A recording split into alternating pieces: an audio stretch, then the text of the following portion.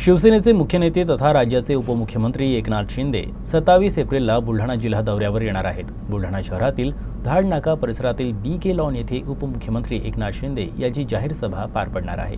लोकसभा आणि विधानसभा निवडणुकीत महायुतीला मतदारांनी भरघोस मतदान केलं। या मतदारांचे आभार मानण्यासाठी एकनाथ शिंदे बुलढाण्यात येत आहेत।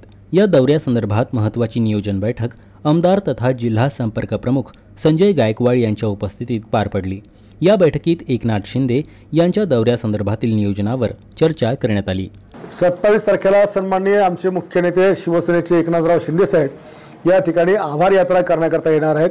लोकसभेचा खासदार आणि विधानसभेचा आमदार बुलढाणेकरांनी निवडून दिल्याबद्दल त्यांना त्यांची कृतज्ञता व्यक्त करण्याकरता त्यांचे आभार मानण्याकरता एकनाथ शिंदे साहेबांचा दौरा बुलढाण्यामध्ये लागलेला आहे।